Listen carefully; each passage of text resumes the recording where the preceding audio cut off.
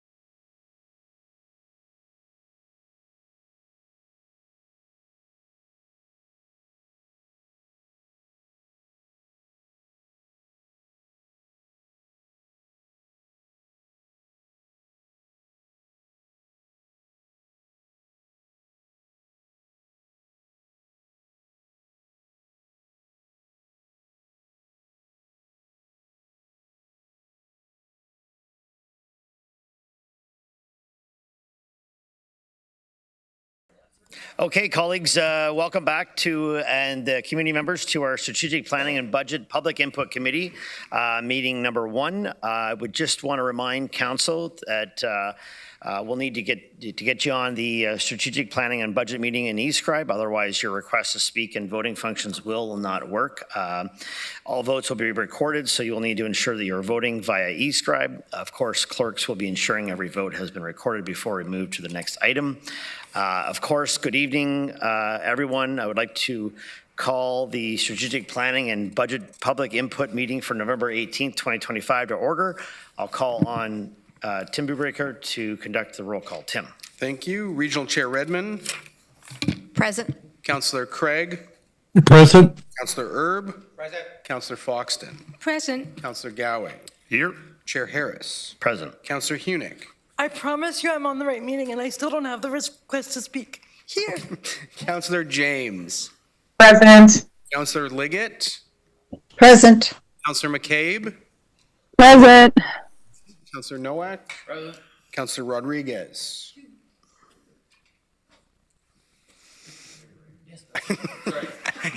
Councillor Salonen. Present. Councillor Shantz is occupied. Councillor Verbanovich. And Councillor Wolf. Present. Thank you, Chair. Thank you. I'd like to acknowledge that the land on which we gathered today is the traditional territory of the Haudenosaunee, Anishinaabe, and Chinantan peoples. We acknowledge the enduring presence of the Indigenous people with whom we share this land today, their achievements, and of course, their contributions to our community.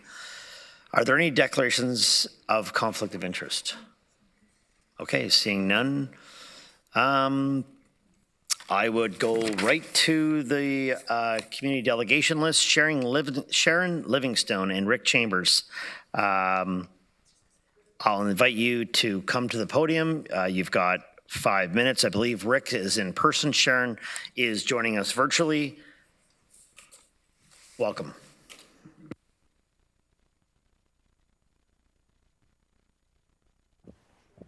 Sharon's on first. Thank you. Good evening. I'm Sharon Livingston. I chair the Cambridge Council on Aging, and I'm a member of the Waterloo Regional Age-Friendly Network, along with my colleague Rick Chambers. We are here tonight to ask that the regional budget includes a pilot for GRT that offers 1 free day each week for those over 65. The fair access point about this is an equity issue, as we're a rapidly growing population of older adults. 35% of older women in this region are living in poverty, and therefore they are at increased risk of social isolation without this pilot. This idea has been advocated almost yearly for the last 14 years. We hope that its time has come. GRT's current model focus is heavily on cost recovery through fare collection. This prioritizes supporting a percentage of funding through fares, taxes, advertising, and grants. Averages around income data are misleading. Older adults may show slightly higher averages compared to younger groups, but this masks significant inequalities. Averages are skewed by a small number of higher earners, but there are an increasing number of older adults who are living in poverty. This investment can yield economic benefits. Municipalities that implemented free or discounted transit for older adults saw not just social benefits, but economic ones. Increased shopping, healthcare visits, social engagement, local economic activity. Higher ridership contributed to cost recovery by spreading fixed transit costs across more users. We must decide, is transit a community service or a business focused on cost recovery? Other municipalities chose service, and in doing so, strengthened both ridership and financial sustainability. And I'll turn it to Rick. Thank you, Sharon. So we're asking for free fares for older adults on Grand River Transit. As you're aware, other Southern Ontario municipalities have already done this. Barrie and Guelph have free rides for older adults on Thursdays. Hamilton has free rides for people over 80 years old all the time. Brampton, Burlington, Oakville, and Orangeville have free transit, period. In Oakville, they started with free transit for older adults on Mondays and found that ridership over time among that age group increased 500%, not just on the free day, but all week. In other words, free fares build ridership. People learned how to use the system, see its advantages, and used it more often. A UK study in 2018 showed that eliminating cost as a barrier improved the mental health of older adults by reducing loneliness and lack of social engagement. The free fares for people over 65 years old in the United Kingdom led to an 8% increase in overall public transportation use. Many older adults are now living longer. In the last 10 years of their lives, many can't or won't be able to drive. Access to free public transit will be essential in maintaining social connections and ensuring that older adults are able to attend medical appointments, shop independently, and sustain personal interactions with friends and organizations. Free rides once per week would enable older adults to learn how to use the system and encourage people to leave their cars at home and at the same time support environmental goals. We know that the GRT ridership is down, perhaps to pre-COVID levels.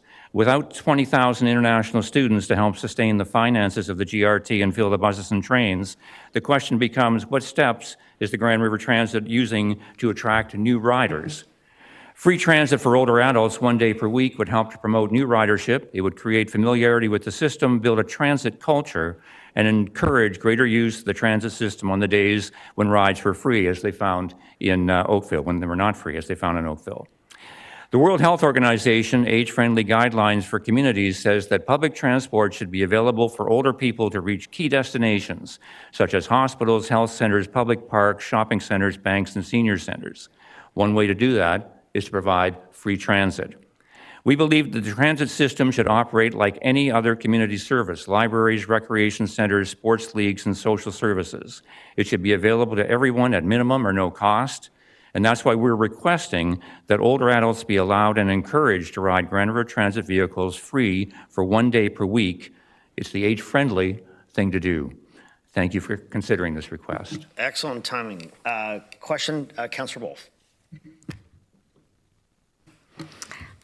Through you, Mr. Chair, and thank you, Sharon and Rick, for coming in.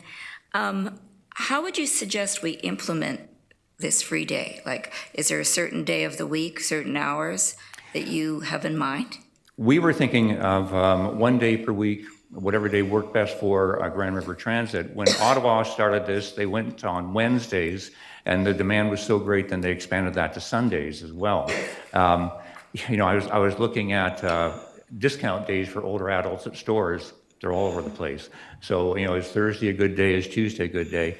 I think what the experiment and then the final decision in Oakville was try Mondays and see what happens. And it, of course, was very, very successful. Okay. And a second question. You know that right now our transit budget is very tight. And so do you think we can afford this? I think that, as I was saying in the presentation, we need riders. We've lost all these students who were here, and we need to encourage ridership. What is the GRT's marketing department doing to encourage more ridership? And I think a free day for older adults, and the corollary to this is free rides for kids as well, which would build a transit culture in the region and encourage more people to use public transit. Sharon, anything? I just want to add to what Rick said, that what the research has showed across this country and in the UK is that also if older adults are riding, they're often taking their grandkids with them, which, as Rick said, builds a culture then of all ages riding GRT. Thank you. Okay, well, thank you to you both, Sharon and Rick. I'll invite John Glass and David Emberley of Waterloo Region Heritage Foundation to join us at the podium. I believe you're both in person. You've got 5 minutes. Good evening. Okay, hi, I'm John. I'm here from the Heritage Foundation to ask you for some more money. Just a little bit of a brief rundown. Heritage Foundation started in '74, and in the last 51 years, we've given about 400 grants, which have ranged from $100 to $230,000, and we spent about $3 million during that time. We've been funded fully by the region up until on a per capita basis. Up until 2013, we were getting about $112,000 per year. In 2014, our budget was reduced by 5% down to $106,210. We received that money until November 2021, at which time our funding was frozen.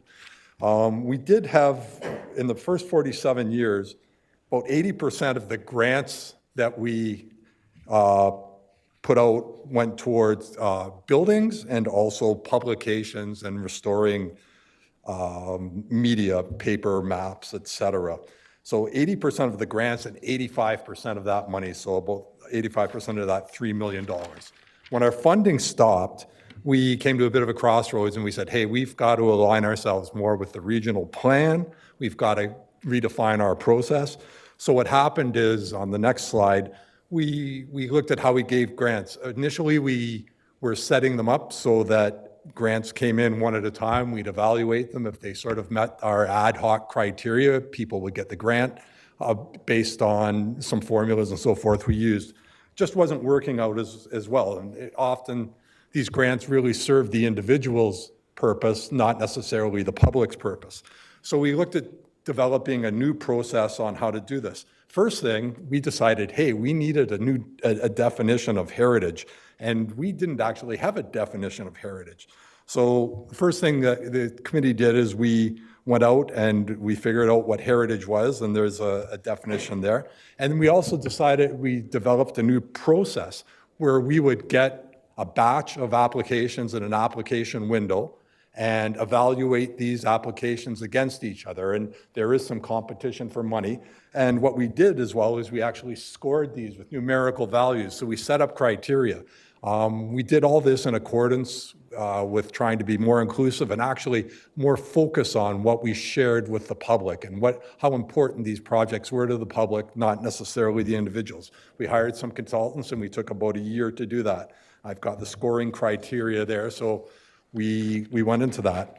On the next page, we've gone through one window already where we blew through most of the money that we had. We've got about $20,000 left in our budget. But earlier this year, we went through a grant application window. We received 13 applications, and we awarded 9 of these grants based on the scoring. And there's a lot of numbers up there that you can't see, but one of the things that I really want to highlight is there was a big shift in the nature of the grants that we gave. So events and performing arts now constituted 90% of the successful applications and about 80% of the budgets.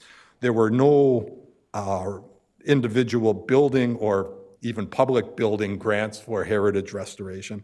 And we still have a little bit of publication and restoration there. So we've really changed the focus because as we're trying to align, we really want to go with how can we make these projects more public-facing based on input and what the public, how we can share them, how the public dollars are being shared with the public, not necessarily a building. So in the past, we might have done a cedar roof to help a heritage restoration, but in the public interest, what is that really?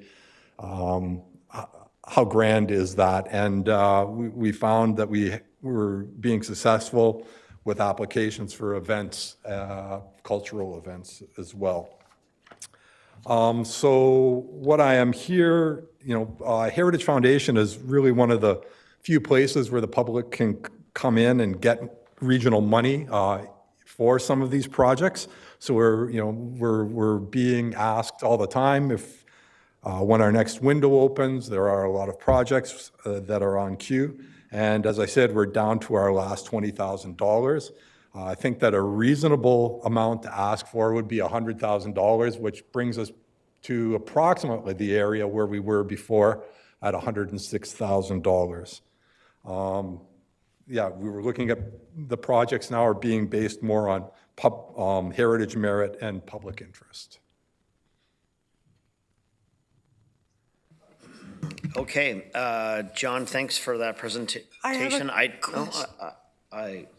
am going to go to questions next, and Councillor Hunak, you're up. Awesome, thank you. Thank you for coming, John. I wanted to know what other grants or pots of money does the Heritage Foundation have access to? We've been fully funded by the region. out of Okay. the grants fund, and that's the only place where we've gone. There has been some stuff that we're not bound to getting public money or any other money, but over the past 51 years, I'm pretty certain that all of that money has come through the region, or what's now the region. Okay, that's good to know, and I would encourage you to look into other sources if possible. The other question that I had is the region is increasingly diversifying in terms of heritage and culture and so on. And so I'm wondering what the Heritage Foundation would do in terms of making sure that a variety of culture and traditions are honored in the projects that you work on.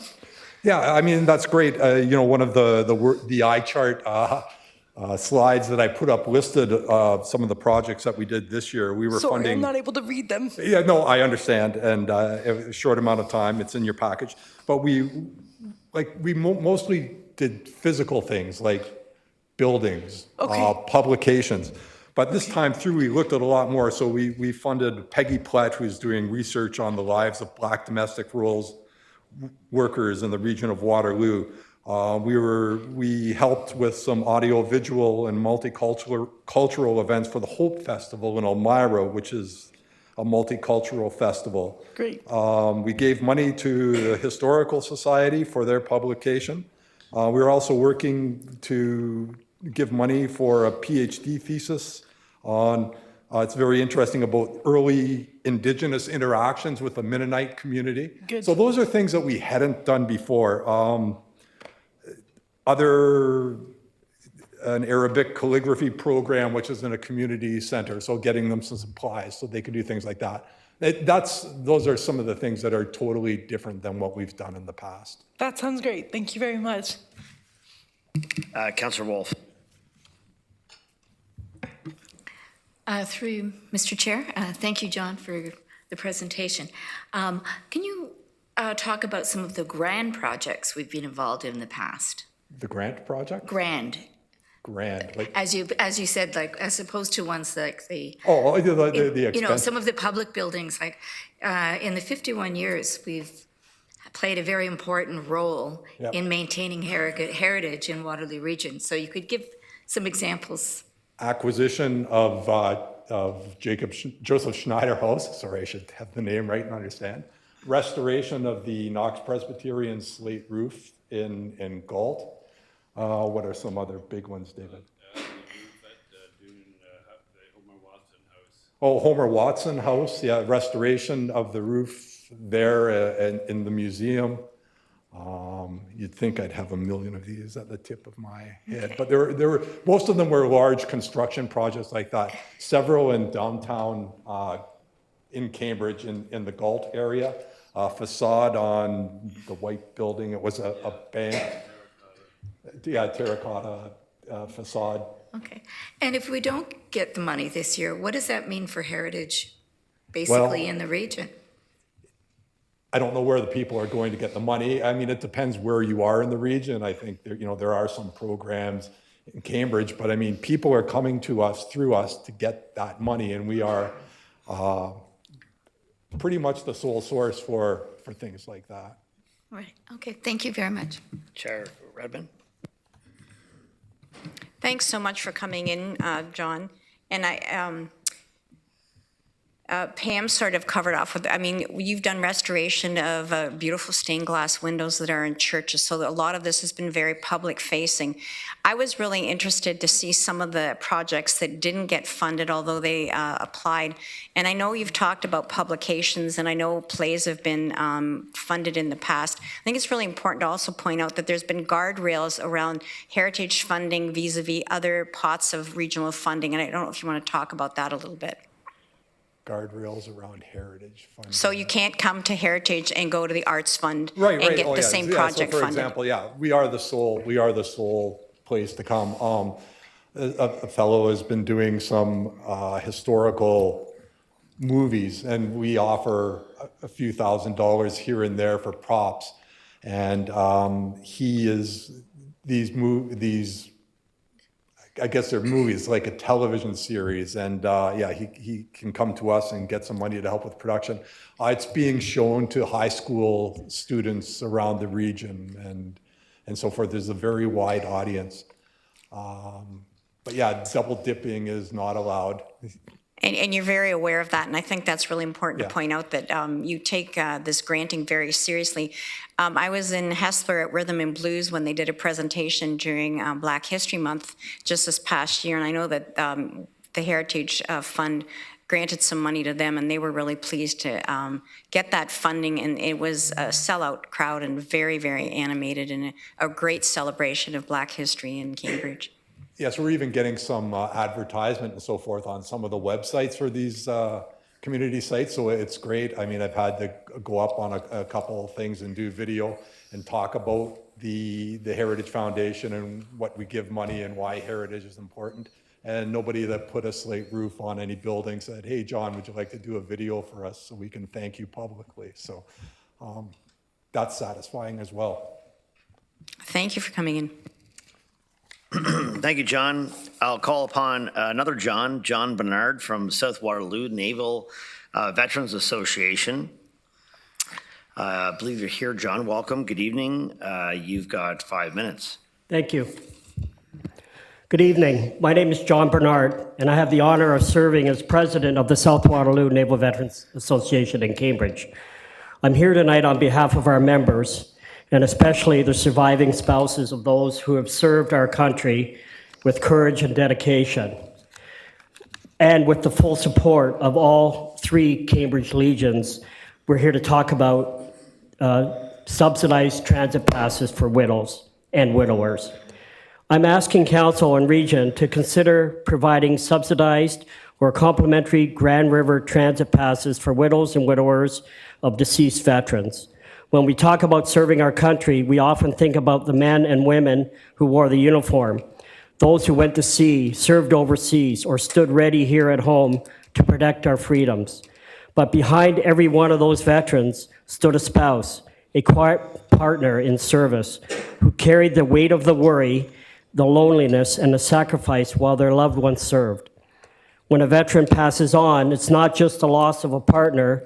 For many of these spouses, it means the loss of financial stability, community connections, and in some cases, mobility.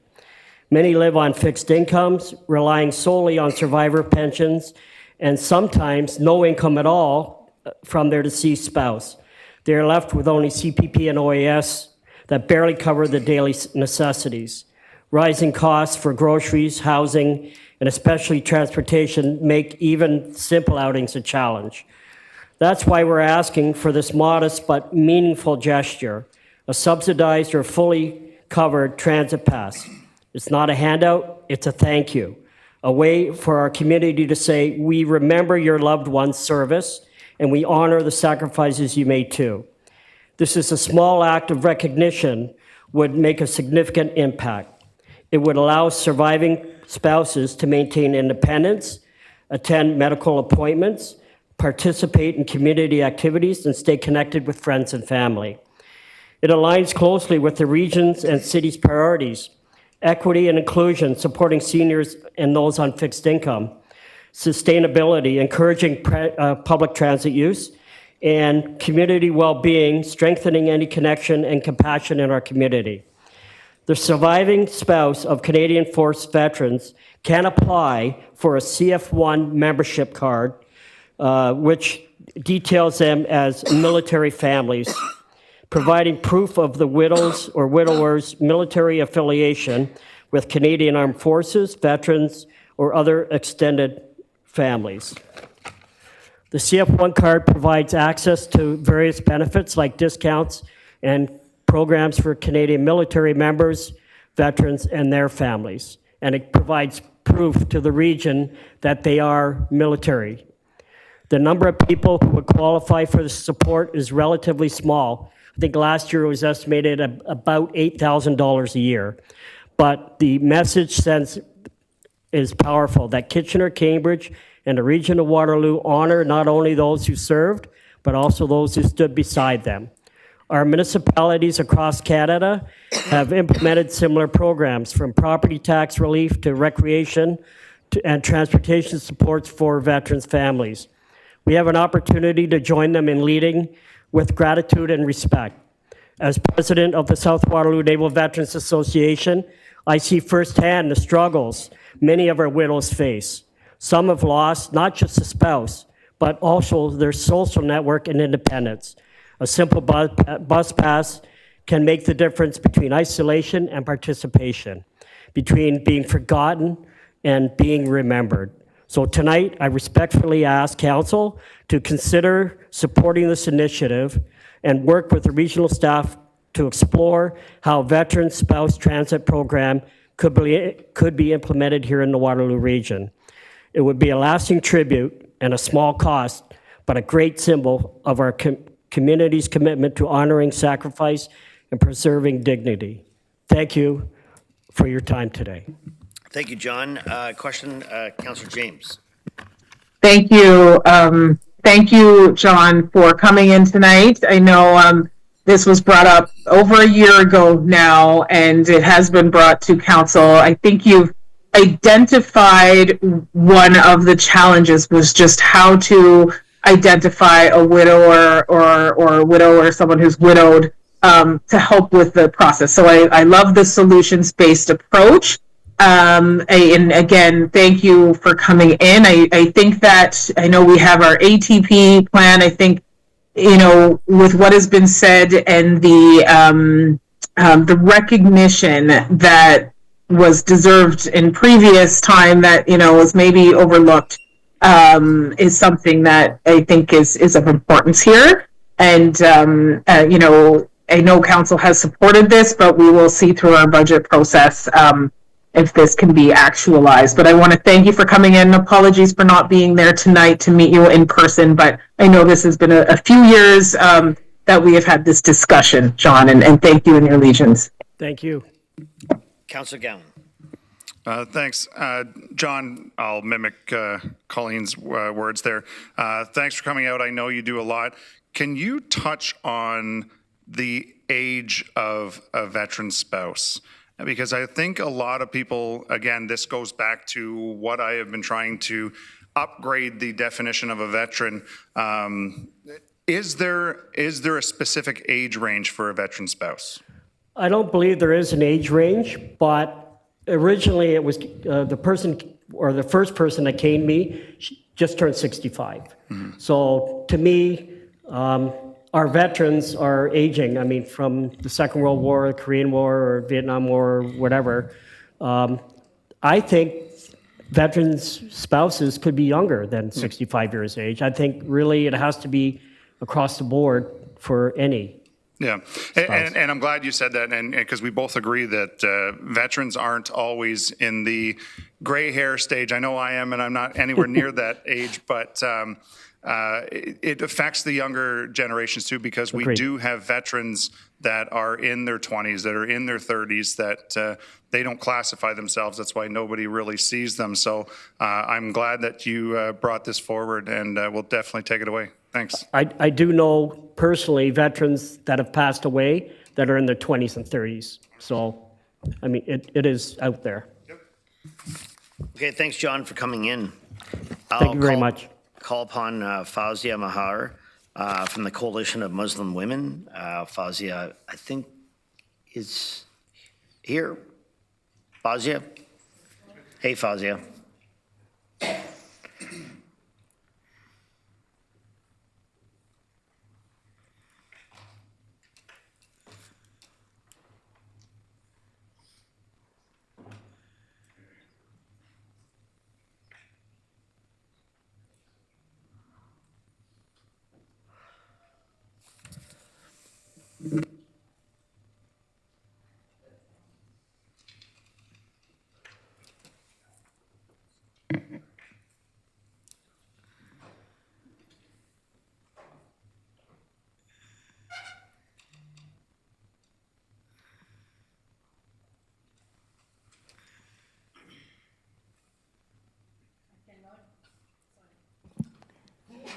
Hi, good evening, everyone. I am not able to read my screen. I don't know, it's because of the, I can, but it's not very clear. I'll try my best.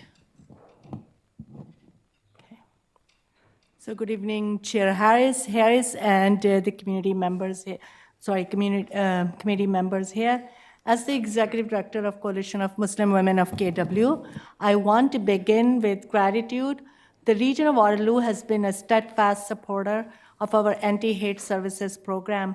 Your funding has allowed us to stand with victims, educate communities, and make Waterloo region a national leader in addressing hate. Our program began from the federal and provincial seed funding.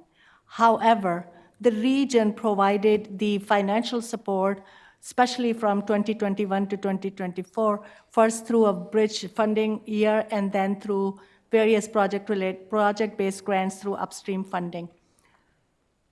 But a year-long gap in funding, forcing us to pause service for victims and all community education activities as of June 30th, 2025. Currently, a one-year upstream project grant, with a one-year upstream project grant, we have resumed, but not at full capacity. We're deeply grateful for the region's past investment, but the truth is, anti-hate services is not a project. Until we can say with confidence the hate no longer exists in our region, this project must remain a sustained priority. The numbers tell the story. 2022, 97 hate incidents reported through our program, 77 police-reported hate crimes.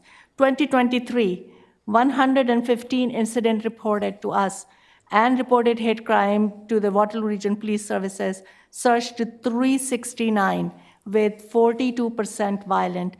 2024, 159 incidents reported. Online hate exploded to 41% of all cases. Police-reported hate crimes remained high at 237 with 51% violent. Racism, anti-Semitism, Islamophobia, xenophobia, and transphobia remain the top drivers of hate. Please remember that behind these numbers that I just shared, we have our neighbors, we have our colleagues, and we have our children. To truly tackle rising hate, we need a multifaceted approach.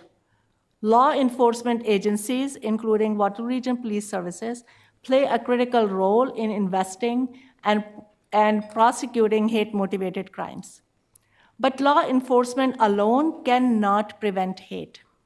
That's why community-made, community-led, and community-based strategies are essential. Our program provides culturally responsive, trauma-informed support to victims while also building safety and belonging through education, outreach, and advocacy.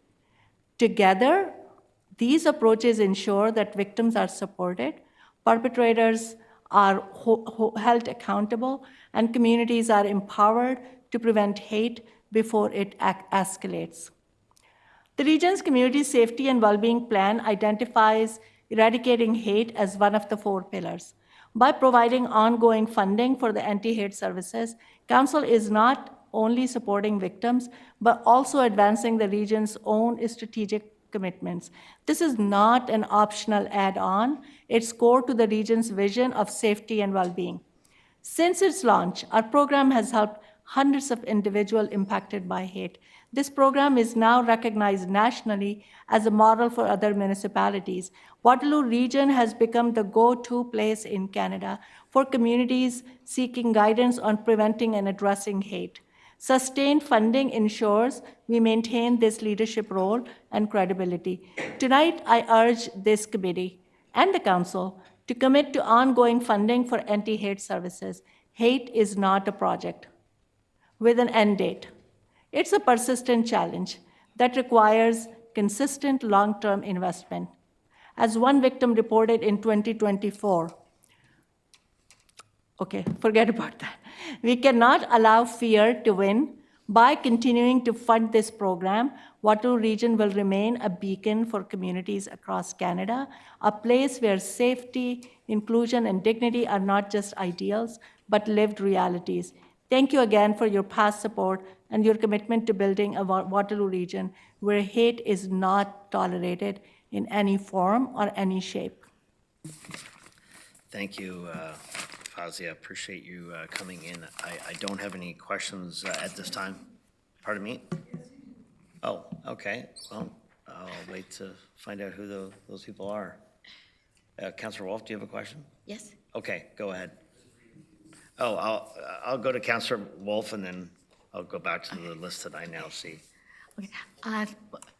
Through you, Mr. Chair, thank you, Fazia, for coming in and for all the work you do and your group does. Do you know how much money the sustainable funding would be? It's peanuts. We have run this program with only one staff. We think 1.5 staff with some programming money. So that's about $150,000 a year would be sufficient to continue to run the program. Did you say 150,000? Yes. Okay, thank you very much. Welcome. Councillor Hunick. Thank you, Chair. It's my question by Councillor. Excellent. Councillor James. Yes, thank you. Through you, Chair. Fazia, thank you for coming in today and shedding light on the importance of maintaining our commitment. I also am part of a collaborative with many municipalities across the country, and it is something that is, many municipalities have committed to. I just ask, in terms of your data and all of that, you're still collecting your data. Are there any trends that are sticking out more so than others as of late when we think about, hate or discrimination in the region? Is there something that, the coalition is seeing kind of trend upward? And I guess the counter to that too, is there anything that has been in decline? Not to say that it has been declined based on reports and all of that, but what trends are you seeing? Definitely online hate. It's 41%. Also, a number of reports that come through us. We have sort of a matrix behind the data that can classify them into hate crimes or hate-motivated crimes. A number of them actually are classified automatically under hate-motivated or hate crimes where violence was involved, but people never reported and they did not want to report. So that's a trend that never goes away. And they are sometimes like, they're just okay to report. They don't even want any support. This trend has just remained there a lot of time. We have a feedback form and people say just having this place to come and report is very helpful. And then in terms of the rising trends, this year especially, we have seen anti-Semitism. I mean, Islamophobia, other things, they just stayed almost the same. However, we have seen quite an increase in reporting anti-Semitism and also transphobia. And thank you for the work you all are doing. Councillor McCabe. Thank you very much. I apologize. I have something's wrong with my video here, but anyway, I hope you can. I assume my voice is still coming through. But thank you, Fazia, for the continued work you do and the long-term work you've done in our community, and for continuing to do this really, really important work. I'm just, if you can remind me, because because a lot of this work is connected to work that the police do, but also community safety and well-being do. So I'm just curious if you have other funding sources, like particularly from WRPS. Is there a funding relationship there?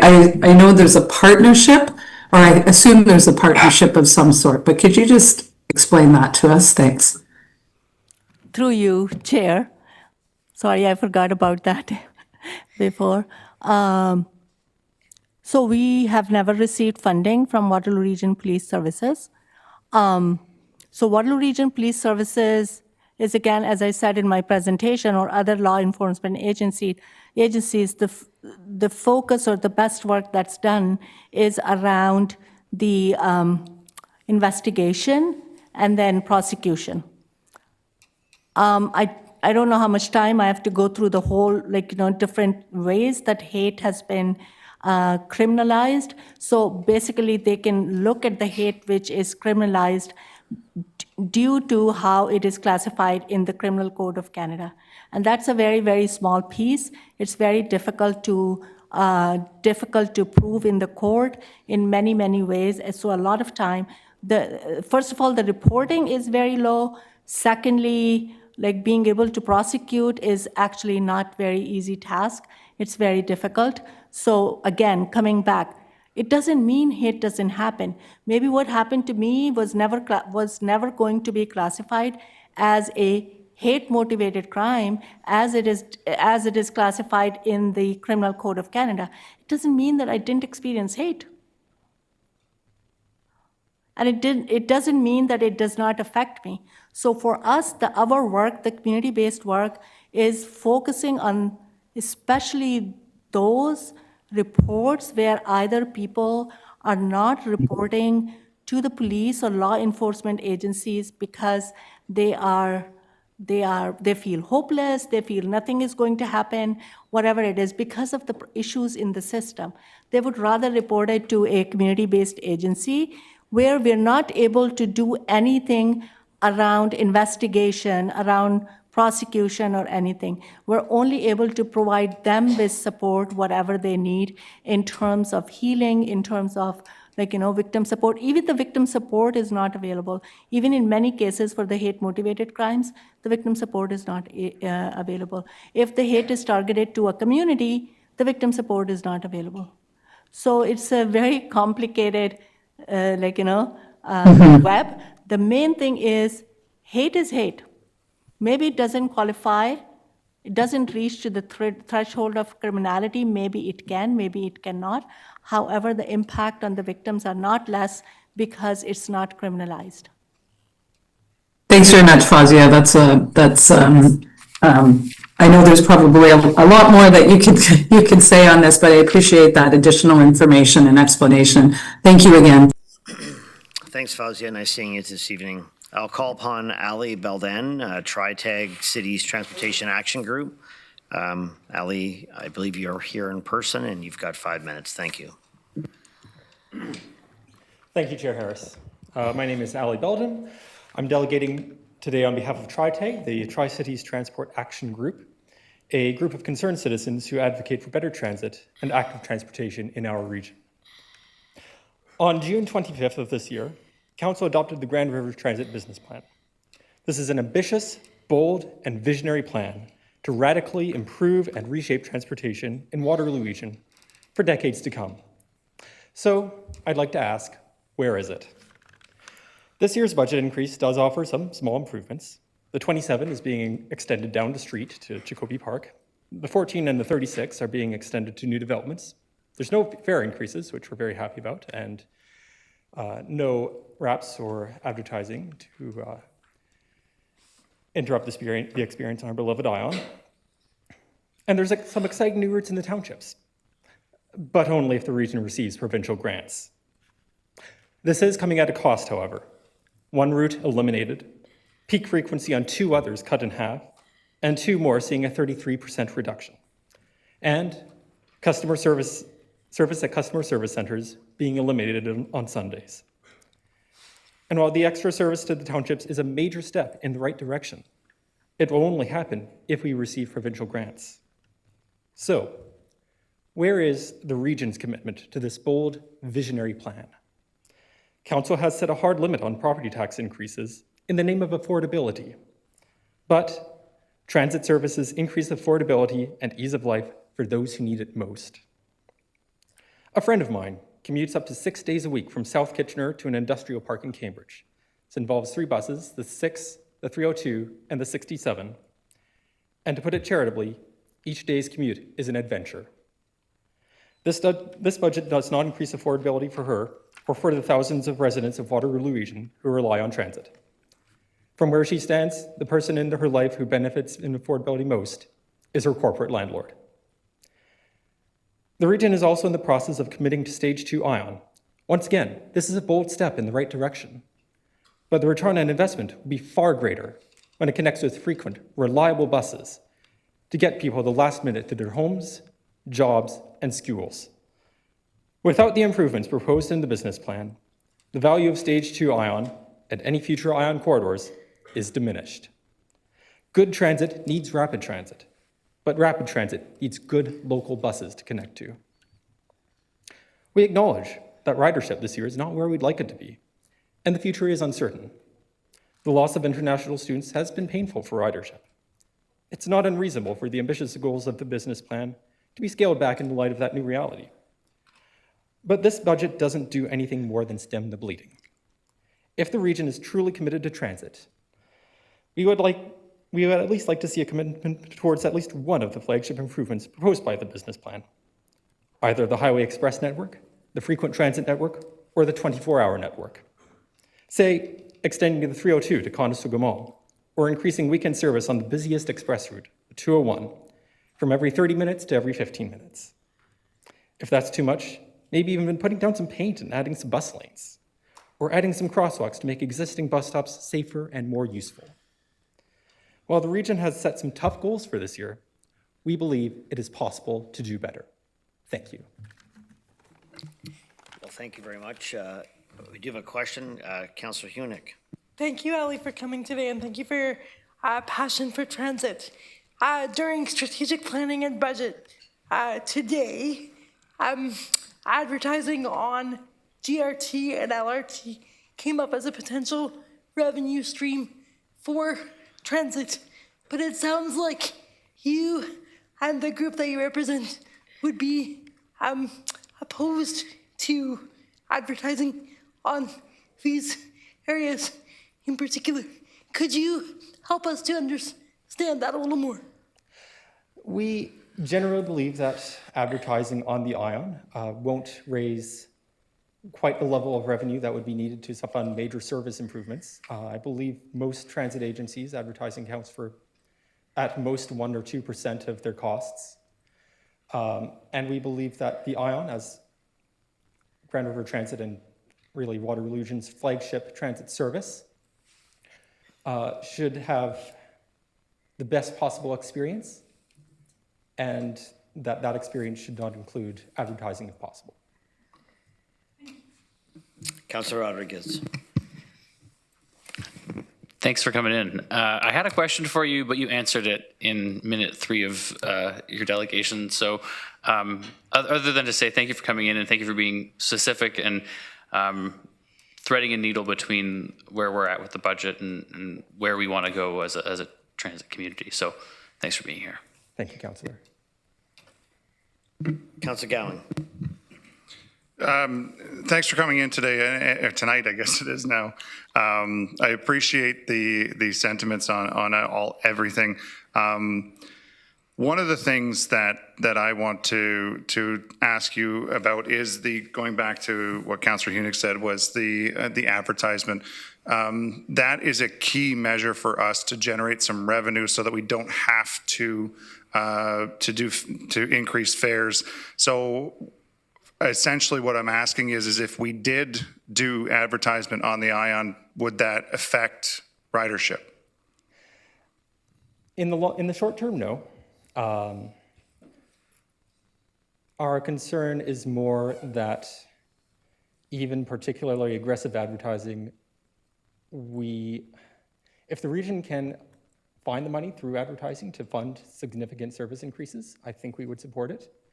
But based on experiences from other transit networks, we would be very surprised if advertising on the ION could fund that sort of service increase.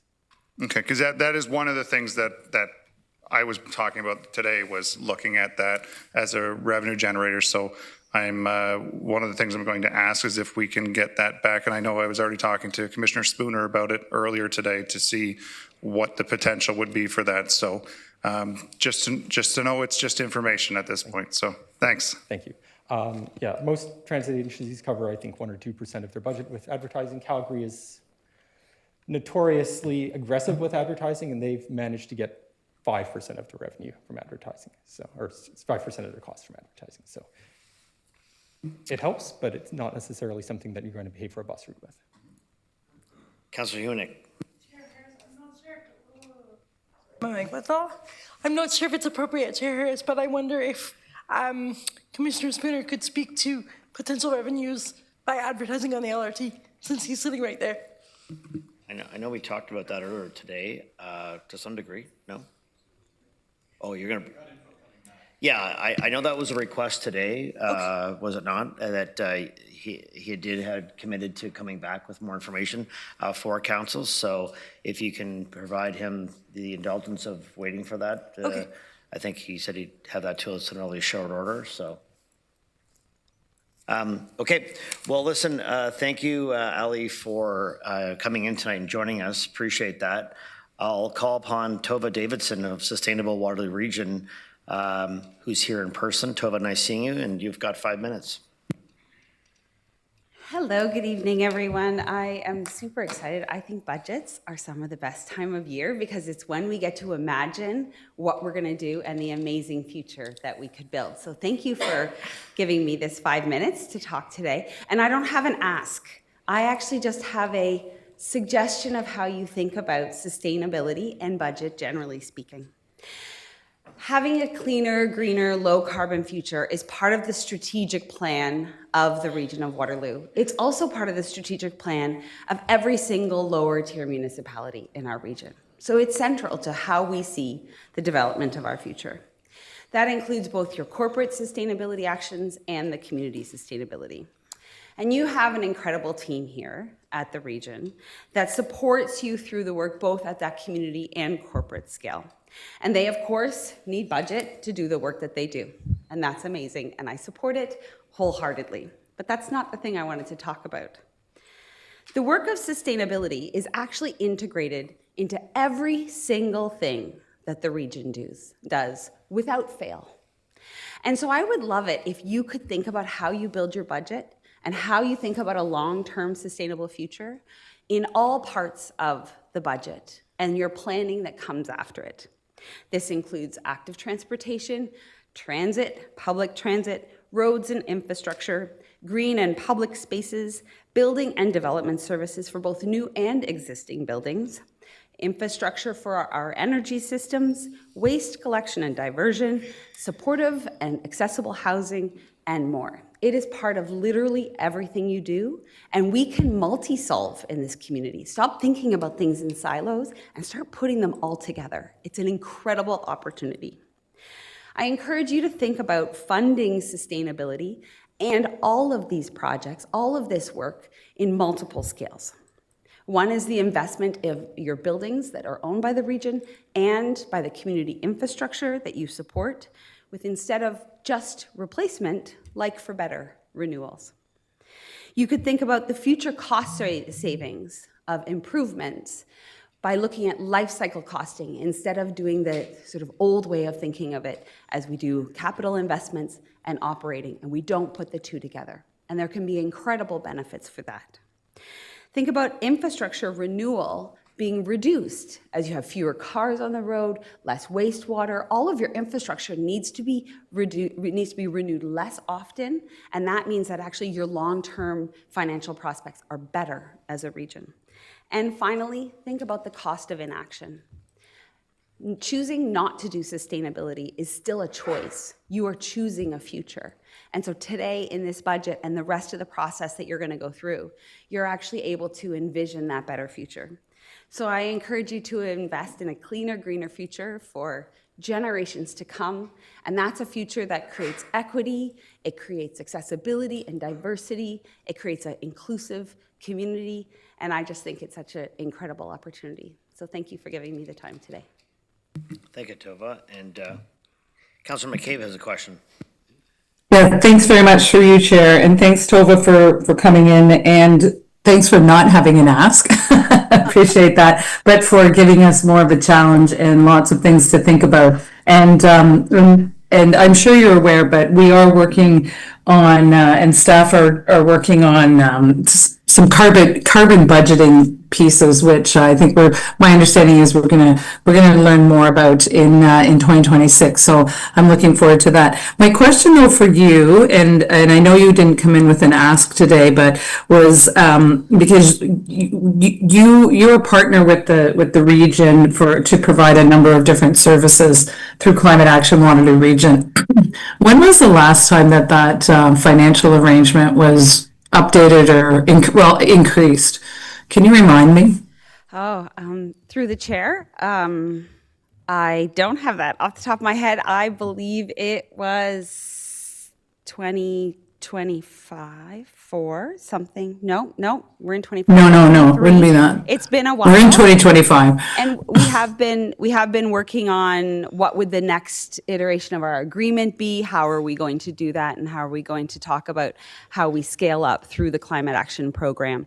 And we do have an agreement in place right now. I'm sorry, I don't have that date off the top of my head.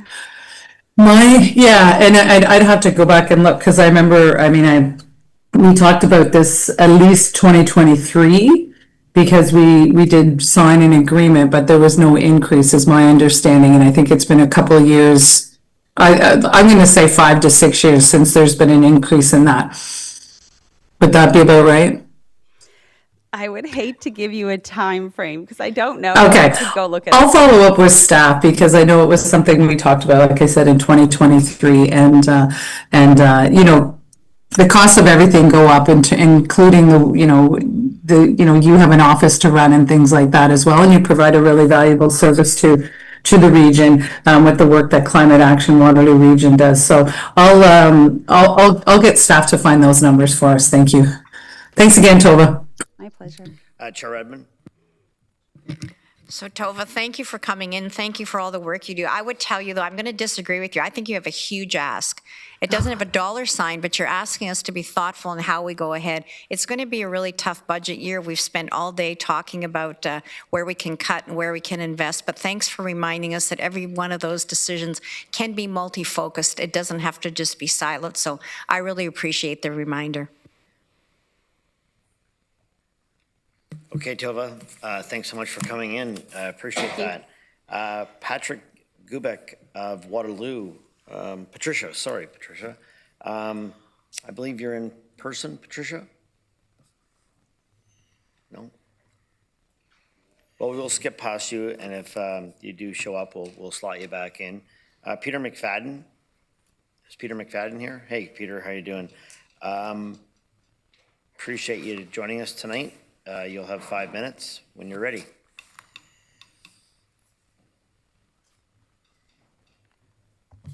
Thank you. And I don't have an ask.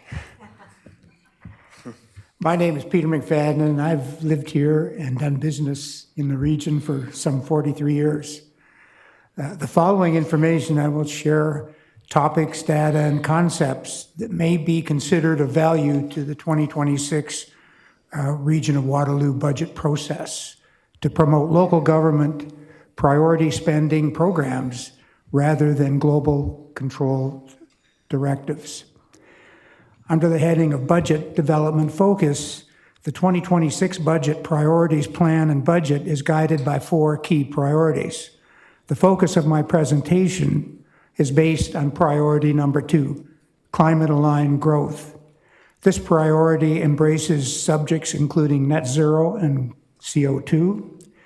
The focus of regional government taxpayer-funded programs should be driven by local needs, resources, and expectations with constituent transparency for local government actions. Excuse me. One example of a regional climate-driven budget outcome demonstrates how significant regional funds can be compromised by climate emergency fears, such as the 2024 e-bus is not viable for GRT fleet. The region received 11 EV buses at a cost of $1.6 million each, while diesel buses cost $900,000 each. Despite the $700,000 premium per bus, they did not have the range to work on certain routes. October 29, 2024, Waterloo Region record did an article that tells the whole story. Under budget development priorities, placing climate-aligned growth as the second budget priority is based on flawed science, which has been proven to be of value to global economic interests, while local entities like the region and its taxpayers pay the bills and sacrifice local needs. Is there a climate crisis? There are two recent peer-reviewed studies questioning the climate crisis narrative. On March 21, 2025, a study appeared in the Science and Climate Change Journal. It reviewed decades of data and found no clear evidence that current trends are an emergency. Another study from September 20, 2024, in the journal Science, looked at 485 million years of climate history. It found that we are actually at a temperature low compared to much of that period. Ontario is a net carbon sink, absorbing approximately 693.1 million tons more CO2 than it emits annually. Project development costing. We have asked repeatedly through regional council members to have the regional staff define regional monies spent to date annually on the Partners for Climate Protection program. Council voted and asked for it after my February 2025 delegation. Unfortunately, to date, there has been no detailed response to the request. There is no transparency relative to region expenditures, relative to PCP program activity and equipment and other acquisitions, as well as staff time. Cost estimate ranges for communities to respond to the PCP program requirements can cost from thousands of dollars to millions of dollars per year, depending on the size, scope, and commitment of a given community. Costs can include everything from costly mitigation programs like building retrofits and emissions reporting and reduction systems and equipment to staff time allocated to projects and administrative work.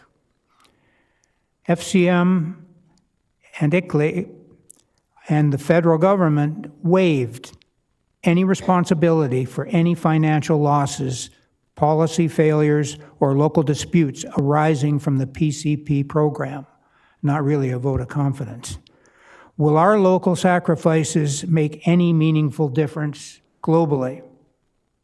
We get to the desired budget outcomes. Waterloo Region decision makers need to pause and reevaluate the PCP program as it does not represent value for our hard-earned tax dollars and effort expended. It is voluntary and can be opted out of without financial legal penalties. Our recommendations is that Waterloo Region Council vote to leave the PCP program, which is voluntary, and focus on local issues and taxpayer needs and priorities.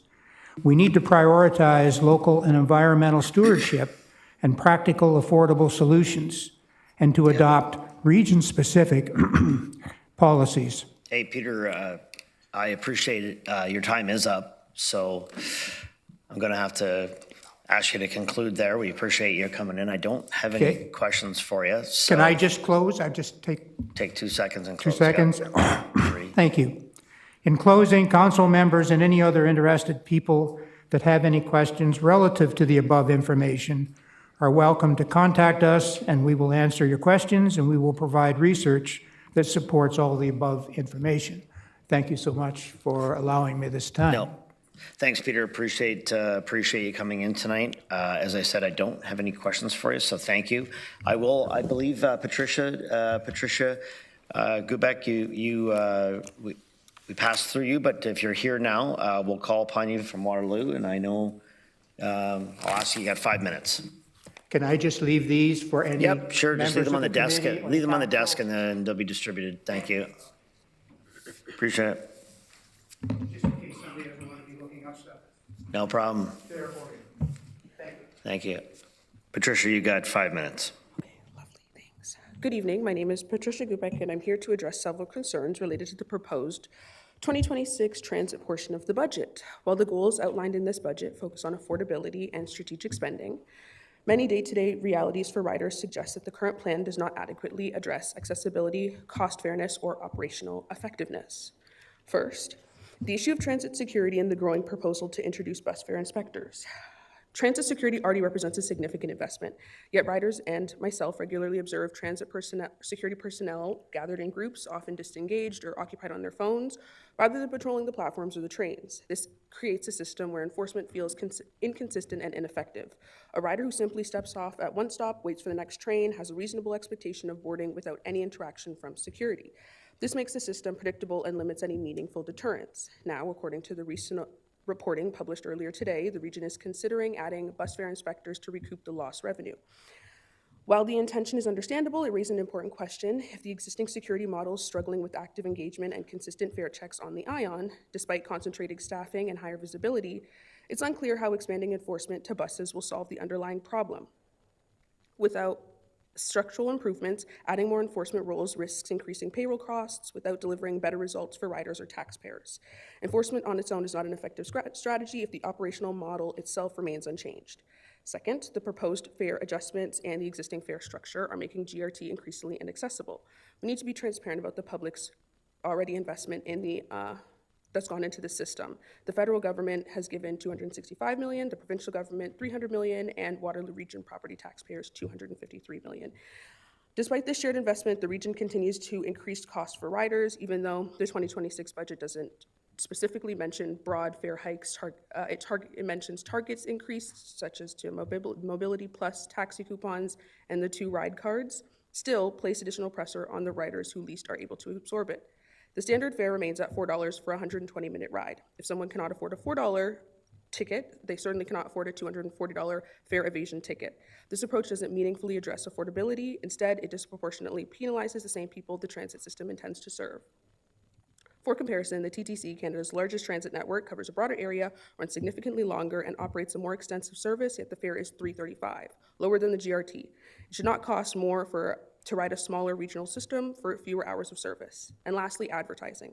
I want to emphasize that while the region is already considering traditional advertising, this is a moment to think bigger. Print ads on the inside of the ION or on shelters are quite limited. Each train can only hold a handful at a time, which means limited revenue. If the region is serious about generating substantial non-fare revenue, we should move forward with digital advertising displays both inside the ION trains and throughout stations. Digital displays allow for multiple rotating ads, increasing the number of advertisers without needing more physical space. They help target messaging based on time of day or ridership patterns. You'll see higher potential revenue based off of digital ad space, and then it's just easier for updates and eliminating the costs of print and installing to remove traditional posters. Many major transit systems, including Toronto, Vancouver, and internationally, have already adopted digital displays because they have dramatically increased ad revenue while modernizing the rider experience. This is an opportunity for Waterloo Region to build a sustainable long-term revenue stream that reduces reliance on fare increase and keeps transit accessible. Thank you so much. Well, thank you, Patricia. We do have a question. Coming in tonight. I don't understand. Councillor McCabe. Thanks very much. Thanks, Patricia, for delegating and coming tonight and paying attention to municipal politics and the budget process. I really appreciate it. I assume you took the LRT down tonight, but no, I think you asked some really good questions based on, it sounds like you're a fairly regular rider, at least of the LRT. So I don't have a question. I just wanted to say thank you for raising some really good observations and some suggestions for things that we can pursue with staff. So just appreciated your perspective. Thank you. Gave us lots to think about. Thank you. Councillor Huanick. Thank you, Chair, and thank you, Patricia, for coming. Thank you for your interesting ideas. I'm really curious about this digital ad space that could increase the number of ads in a particular area and for time of day. Do you know other municipalities that do this? And do you know how much the digital ad space would cost to implement by any chance? Not as off the top of my head or through any of the research. This was just done earlier today at school. I was able to pull some stats, but I truly don't think it shouldn't be like too hefty on the budget, especially again, if you're really partnering with like local businesses or even just businesses in Ontario to say that we have a very diverse ridership program that is consistent and strong. You guys can come and advertise it specifically, maybe more these times of days, or maybe have a price surge for specific times of days to get their advertisements on the digital screens. It would just only be a benefit for the city. Okay, awesome. I wonder if Commissioner Spooner could have a member of his team look into digital ad spaces for us. Beautiful. Thank you. No problem. Councillor Gowing. Actually, Councillor Hunick stole my thunder there. I was going to ask Commissioner Spooner to do the same thing. So, but I wanted to say that that was perfect information, and I love that you're looking at the revenue side of things, because that is a word that I love right now. So, thanks. Anytime, no problem. Okay, Patricia, well, thank you for coming in tonight. Appreciate you taking your time to speak about an important issue. Thank you. I've got a couple others that we've added in addition to those that have delegated tonight. Joshua Stanton from Waterloo, you've got 3 minutes.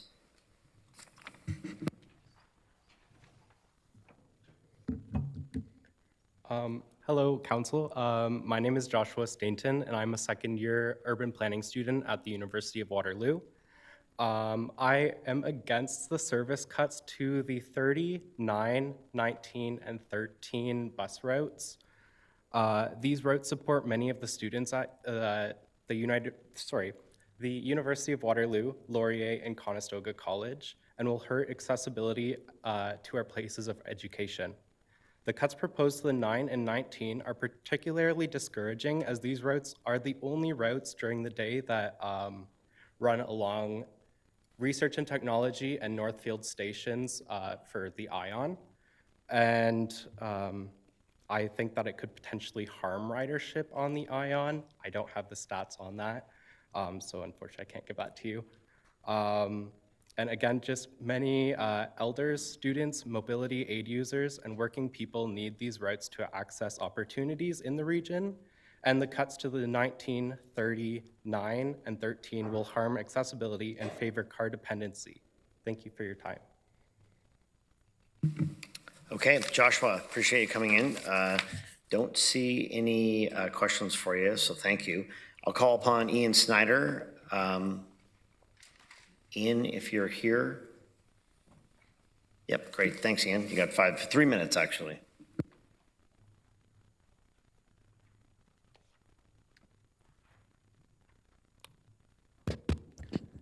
All right. Good evening. My name is Ian Snyder, and I'm also a resident of Waterloo and a planning student in my second year at the University of Waterloo. 13 Laurelwood, 9 Lakeshore, 19 Hazel, and 30 Ring Road. All of these are routes that serve the students of the University of Waterloo, and they also connect farther flung areas of Waterloo and to the university area and to the ION as well. 30 Ring Road has often been under threat, but it has been essential for students, faculty, and alumni of Waterloo who have mobility issues to move across the campus between their classes, and it's already so sparse in service that is already disadvantaging its users even before these cuts. And 19, 9, and 13 are also essential routes for citizens living on the outskirts. These cuts could be the difference between being forced to buy a car and contribute to traffic, or keeping these essential riders for the GRT, and I know how concerned we are about ridership in this period of time, so I think that's something that we need to focus on. These routes 13, 9, and 19 are also very important for students, but especially low-income students, and the housing that is within walking distance of our region's campuses, not just Waterloo, Laurier as well, Conestoga. They can often be very expensive, cramped, sometimes even predatory. And this forces many students to take up residence in further areas from campus where these routes run. not only does this put these students further from the university and reduce their mobility, but it also, these routes are only served by these routes that are under threat right now. Cutting them would make the housing and the mobility problems of our region students even worse. Not only that, it would send the message that the region does not care about the students, especially those who may have financial difficulties. And it would be disrespectful, frankly, to those who do not have any other choice but to use the GRT. I understand the strained budget of the GRT is forcing desperate measures. I understand the situation. I know that these measures are figured as like needed, but I beg that the region reconsider these cuts. Thank you. Well, thank you, and I do have a question for you, Councillor McCabe. Yeah. Thank you very much to you and the previous delegate for coming in and sharing your concerns, as I've received some other concerns via email with respect to the potential cuts or the recommended cuts in service to particularly on the 9 and 13. So I just want, again, I don't have a question. I just want you to know that I've raised those concerns this afternoon in our discussions, and we'll continue to talk to my colleagues about this and staff about this, because I'm particularly concerned that the service was cut last year, and then that we're looking to do it again this year, and continually cutting a route. Basically, it becomes a self-fulfilling prophecy that ridership will continue to decline. So I just thank you again for again paying attention to municipal government and taking the time to delegate. And I just want you to know that I share those concerns. Thank you, Councillor. Okay, Ian, that's it for tonight. Thank you very much. Appreciate you joining us. Colleagues, we have correspondence that we received for information from Susan Dimmick of Waterloo. Is there any other business to discuss? Seeing none, I would like to now entertain a motion to adjourn. Do I have a mover and a seconder? Councillor Rodriguez, Councillor Hunick. I'll ask you to vote in the e-scribe.